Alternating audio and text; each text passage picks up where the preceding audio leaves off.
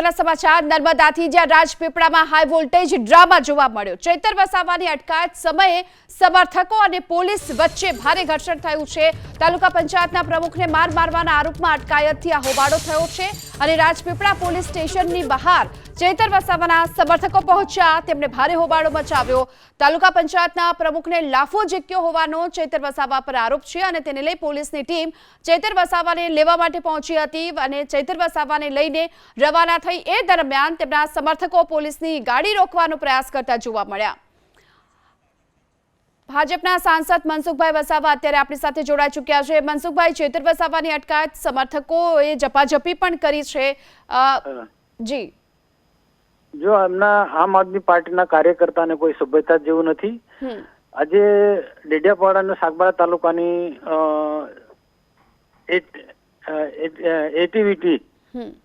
એટીવીટીની meeting હતી પ્રાંતના અધ્યક્ષ સ્થાને।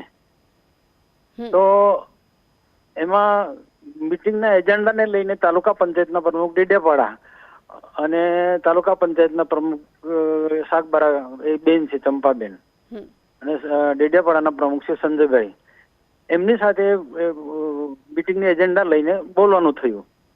તો મારા સંજયભાઈ તાલુકા પંચાયતના પ્રમુખે એવું કીધું કે મીટિંગ સરકારના ધારા ધોરણ જે નિયમો બનાવીને ધ્યાનમાં રાખીને મીટિંગ થવા દેવાય, તમે મીટિંગ નહીં કરવા દેવાની વાત કરો છો એ ખોટી વાત છે। તો એમાં બંને વચ્ચે બોલવાનું થયું। તો ધારાસભ્ય ગુસ્સામાં આવીને પીવાના કાચનો ગ્લાસ હોય પીવાના પાણીનો, તે કાચનો ગ્લાસ સીધો એને છૂટો મૂક્યો। એટલે સ્વાભાવિક છે કે કંઈક માથો એ કરતા એ બચી ગયો। પછી એમાંનો મોબાઈલ પણ એમને છૂટો મૂક્યો તાલુકા પંચાયતના પ્રમુખને, અને આ બાબતનો લઈને બંને વચ્ચે થોડી ઝપાઝપી થઈ ગઈ। તો આ ધારાસભ્યને આ સોંપતું નથી કે આ પ્રકારનું કૃત્ય કરવું। તો એને લઈને પછી સંજયભાઈ તાલુકા પંચાયતના પ્રમુખ છે એમને ફરિયાદ આપી છે જી, અને એમને તે અટકાયત કરી છે।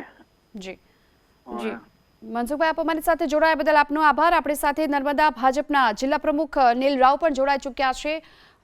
નીલભાઈ, જે પ્રકારે આ સમગ્ર હાઈ વોલ્ટેજ ડ્રામા અત્યારે જોવા મળી રહ્યો છે, પોલીસ ફરિયાદ પર નોંધાય છે, શું છે માહિતી તેને લઈને? બેન, આ એક સરકારી કમિટીની મીટિંગ હતી। એમાં તાલુકા પંચાયતના પ્રમુખશ્રીઓ, ધારાસભ્યશ્રી, પ્રાંત અધિકારી, મામલતદારશ્રીઓ અને જે એટીવીટીની કમિટી હોય એના સભ્યશ્રીઓની મીટિંગ હોય છે। આ મીટિંગની અંદર જે પ્રકારે એક અમારા તાલુકા પંચાયતના પ્રમુખ છે સાગબારાના, એ મહિલા છે અને મહિલા સરપંચને અમને કંઈક આપત્તિજનક શબ્દ બોલી ને કીધા। તો અમારા સ્વાભાવિક છે કે અમારા જે બીજા તાલુકાના પ્રમુખ હતા સંજયભાઈ વસાવા, એમને કીધું કે ભાઈ આપણાથી આ ભાષામાં વાત ના થાય, મહિલા છે, આગેવાન છે, આપણા સમાજના છે।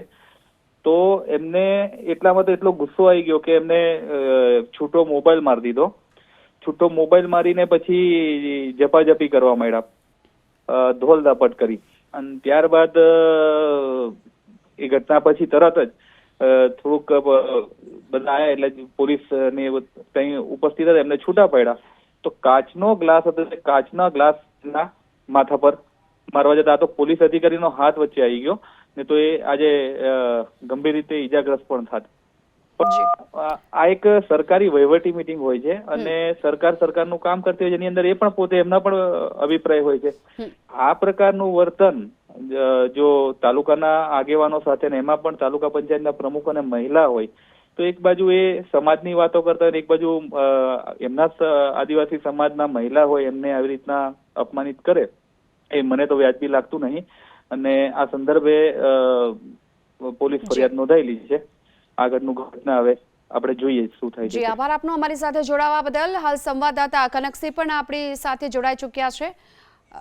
જી, એની પહેલા આપણી સાથે હાલ ઈસુદાન ગઢવી પણ જોડાઈ ચૂક્યા છે। ઈસુદાનભાઈ, જે પ્રકારે ઘટના જે બની છે, સમર્થકો ઝપાઝપી કરતા જોવા મળી રહ્યા છે, આ કેટલું યોગ્ય કહી શકાય? હું એ જ કહું છું, ભાજપને વિસાવદરની ચૂંટણી શું આમ આદમી પાર્ટીએ ફરીથી જીતી એટલી બોખલાટ આવી ગઈ છે કે માનનીય ધારાસભ્ય શ્રી ચૈતરભાઈ વસાવા તાલુકા સંકલનની મીટિંગમાં ગયા હતા, એમણે ભ્રષ્ટાચારના સવાલ કર્યા, એમણે જે અપેક્ષિત ન હતા એવા ભાજપના સભ્યોના સમિતિમાં સમાવેશ કરાતા એમણે સવાલ ઉઠાવ્યા. તો ભાજપના સભ્યો છે એમણે ચેતરભાઈ ઉપર હુમલો કરવાનો પ્રયાસ, ચેતરભાઈ ઉપર મતલબ હાથાપાઈ કરી. અને જયારે ચેતરભાઈ વસાવા પોતે તાલુકા મથકે ફરિયાદ લખાવા જાય છે, પોલીસ સ્ટેશને ફરિયાદ લખાવા જાય છે, ત્યારે ચેતરભાઈની ફરિયાદ લેવાની પહેલે ઉપર ફરિયાદ કરીને પોલીસ એને તાત્કાલિક ઉપાડી લઈ જાય છે. આ ક્યાંનો ન્યાય છે? આ તો લોકતંત્રની હત્યા છે. શું કરી રહ્યા છે? શું ધારાસભ્યશ્રીને બંધારણ પ્રમાણે એ લોકોને સવાલ ઉઠાવવાનો સંકલન સમિતિમાં શું અધિકાર નથી? એટલું જ નહીં, પોલીસ તંત્ર ભાજપના ઇશારે શું કામ કરી રહ્યું છે? બંધારણ પ્રમાણે કેમ નથી કરતું? ચેતરભાઈ વસાવાએ લેખિત ફરિયાદ આપી, પોતે ફરિયાદ આપી, એ પોલીસ લેતી નથી અને ઉલટાની પોલીસ એમના ઉપર ફરિયાદ લઈ લે છે ભાજપના કહેવાથી. અને એમને ખોટી રીતે ફસાવાની કોશિશ કરવામાં આવી રહી છે. ચેતરભાઈ વસાવાએ, તમને ખબર હશે, મંત્રીઓના ભ્રષ્ટાચાર પાડ્યા છે. મંત્રીઓ અત્યારે સરકારી કાર્યક્રમમાં ઉપસ્થિત રહેતા નથી. મનરેગાના હજારો કરોડોનો ભ્રષ્ટાચાર છે. ચેતરભાઈ વસાવાએ ગુલો પાડ્યો છે. મંત્રીઓના દીકરાઓને જેલમાં નખાવ્યા છે. એટલે આખી ભાજપ આ એક આદિવાસી સમાજના ધારાસભ્ય મજબૂત છે એમને કઈ રીતે ખતમ કરવો એવો કારસો રચ્યો છે. અને ભાજપનું કહેવા માંગુ છું કે લોકશાહીથી દેશ ચાલવાનો છે, ઠોકશાહીથી દેશ નથી ચાલવાનો. આ તમે શું ઉપાડ્યું છે? તમે પોલીસને તમે આગળ કરીને, અને પોલીસને બીજા કામ નથી. પોલીસ કેમ ચેતર વસાવા ઉપર જ વારંવાર ફરિયાદો કરે છે? ચેતર વસાવાએ જયારે સંકલન સમિતિમાં અવાજ ઉઠાવ્યો છે, ભ્રષ્ટાચારનો અવાજ ઉઠાવ્યો, એમણે પૂછ્યું છે કે ભાઈ સંકલન સમિતિમાં ભાજપના સભ્યો જે નથી, અપેક્ષિત નથી, એ લોકો સભ્ય કઈ રીતે બની શકે? તો ખોટું શું છે? અને એમની ઉપર હુમલો કરવાનો પ્રયાસ કરવામાં આવે ને એની ઉપર ફરીથી FIR પણ એમની ઉપર જ થાય. આ તો મને લાગે છે કે લોકતંત્રની હત્યા છે. જી ઈસુદાનભાઈ, આપ અમારી સાથે જોડાયા બદલ આપનો આભાર. તો ચેતર વસાવા ખુદ સામેથી ફરિયાદ નોંધાવવા માટે ગયા હતા. ઈસુદાન ગઢવીએ આ વાત કરી છે. અને જો કે સામે આરોપ એ લાગી રહ્યા છે કે મહિલા પ્રમુખને ચેતર વસાવા અપશબ્દ બોલ્યા હતા અને તેના કારણે આ મારામારી સુધીની વાત સામે આવી. હવે આ સમગ્ર મામલે સામસામે પોલીસ ફરિયાદ પણ થઈ છે.